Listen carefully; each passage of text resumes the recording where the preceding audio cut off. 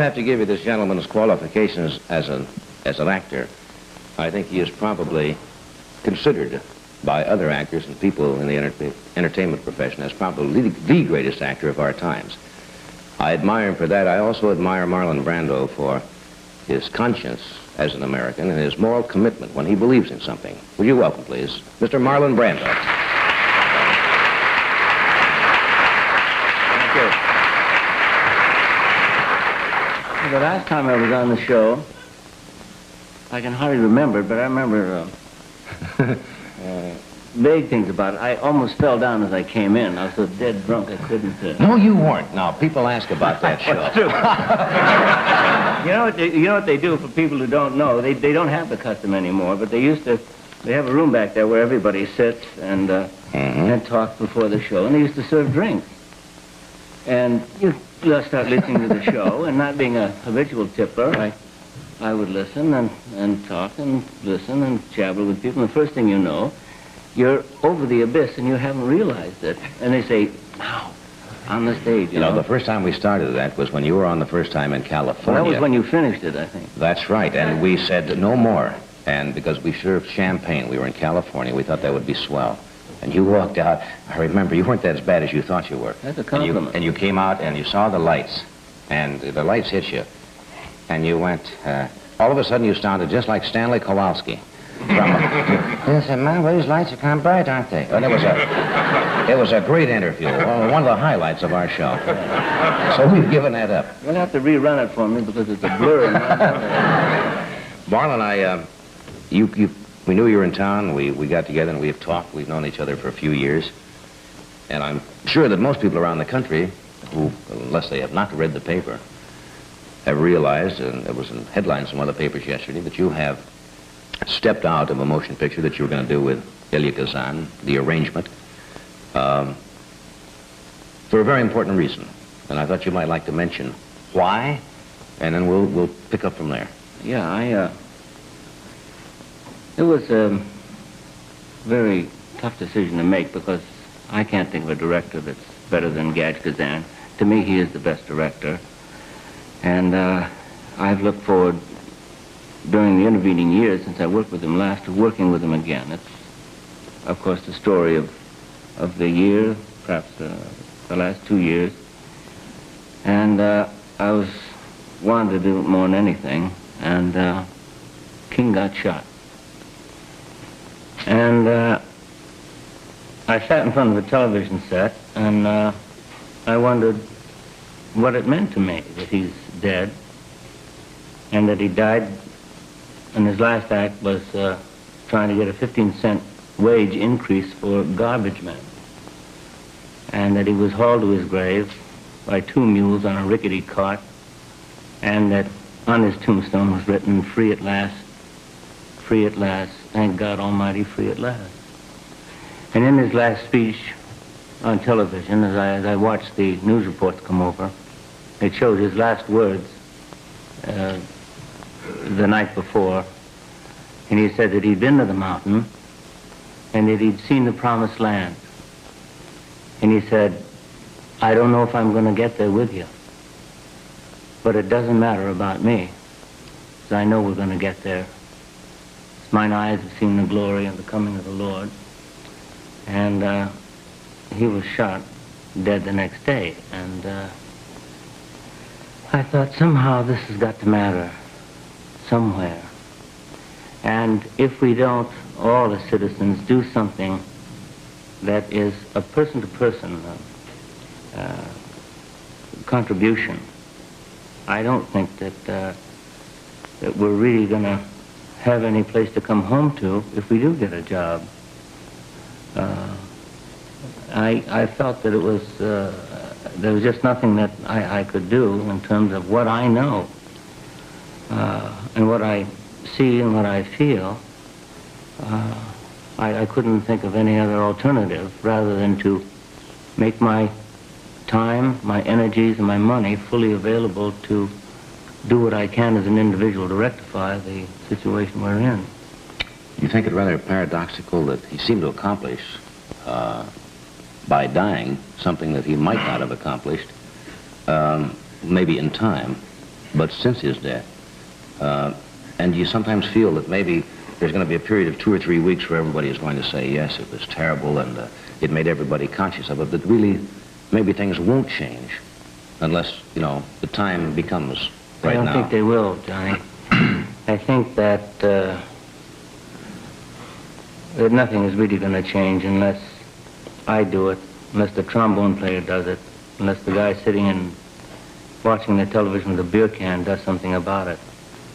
The president appointed a rather conservative group of men to investigate the reasons for civil disorders.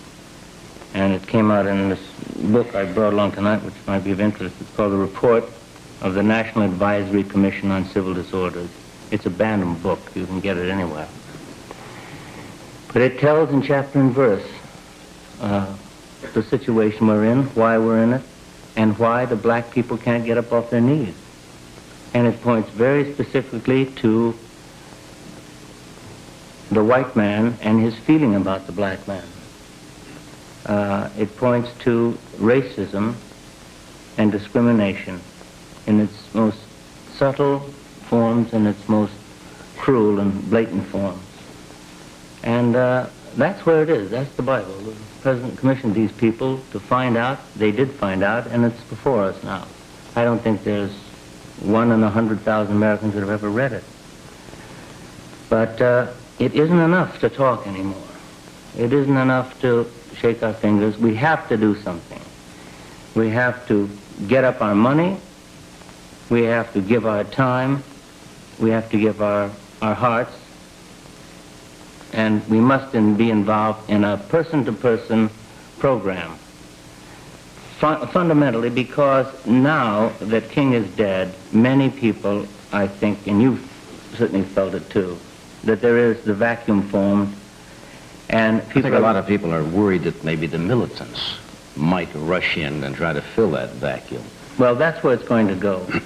And I think that we've got one chance. I was talking with Walter Reuther on the way to King's funeral in the march, and Walter Reuther said that we've got one last chance as white people to straighten things around in this country. And if we don't do it soon, and if we don't do it massively, then it's going to be Armageddon, it's going to be guns, it's going to be thousands of people killed, it will be internment camps. We will have reduced ourselves as a nation and our stature as a people, importantly. And so the only thing I could think to come up with was trying to get a program where people would contribute no less than 1% of their entire year's earnings to the Southern Christian Leadership Conference, which was King's organization, to further his philosophy and to further his works, to carry on his good works in the name of nonviolence and with the help of his beautiful wife, Mrs. King. I think there is where we have to throw our full support. I think the black people are losing heart and belief, whatever residual of faith that the white man was going to treat them equally and fairly is now running out. And I dread to think what's going to happen. But we now have to do it in a person-to-person way. I think something that people, I don't want to interrupt you when I talk here, I think something that people don't think of, the more the other person benefits economically and socially, the more everybody will benefit in the long run. Well, it has to better everybody, not only them. That's not part of it. It's got to do more for everybody in the long run, because exactly the more you up anybody else, the more you're going to be up along the way. That's right. That's what Reuther said. He said that it costs us an enormous amount of money to keep black people in the position that they're in. You see, what will happen if we do nothing? People will be angrier and angrier and angrier. Frustrations will rise, and tensions will mount, and violence will occur. Because black people have been promised help, that help has not been forthcoming. At the same time, as that tension and violence rises, there will be a white withdrawal, so that people will be in fear and anger on both sides. They will be forming what you might say is polarization. A polarization will be formed, and the only people that are going to be in the center are people with guns. There's no way this country can exist with two races apart. It can exist, but we're not going to exist the way we'd like to exist that way. No, I said it really can't exist in the long run. No. I think that we do have one chance left, one shot in the barrel, and the time is running out. But, so I got together with some people, and we decided that we were going to give up our time and money and use our time for action rather than non-action, rather than just jaw action. We were going to do something in a very specific way. What we hope to do is to try to get the Congress to pass these laws, to get the legislators to pass the laws that have to be passed in order for us to come together in peace and unity and productiveness. But that's going to take a certain amount of time. But I might at this point give you some very encouraging news. I know you've talked to a certain number of people in our business already about this. In the last day and a half, or actually today and yesterday, I've talked to a number of people. I got one hesitation and no refusals. Les Crane, Rudy Kelly, Murph Griffin, Joey Bishop, Barbara Streisand, Joanne Woodward, Zev Putterman,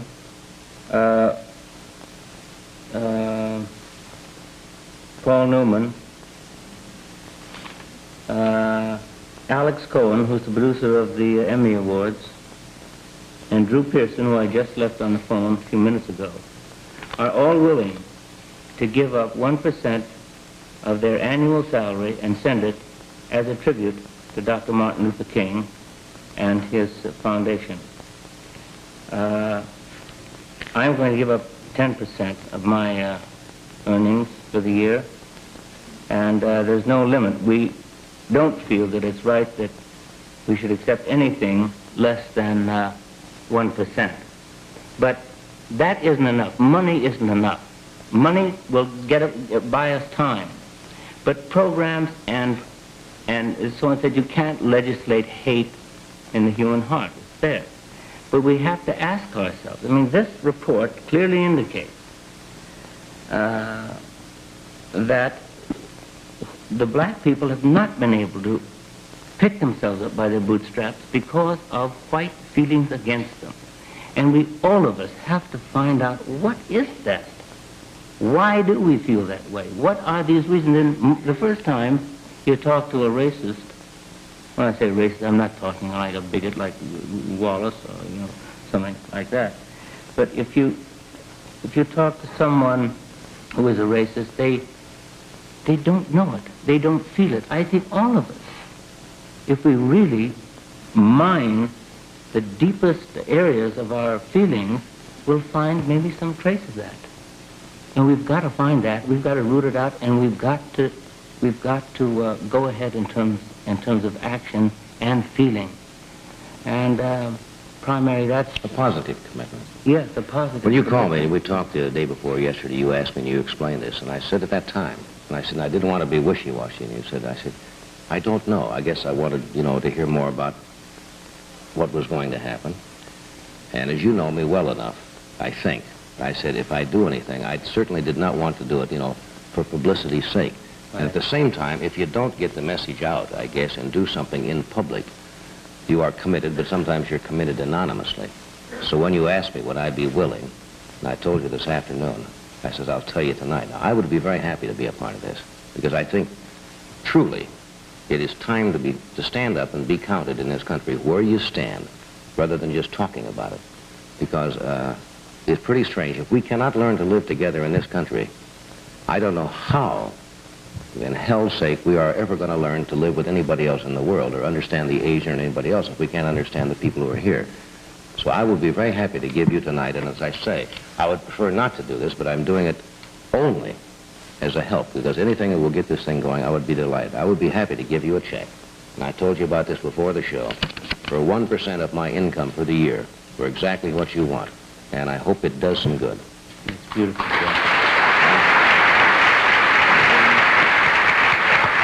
I'll send you home.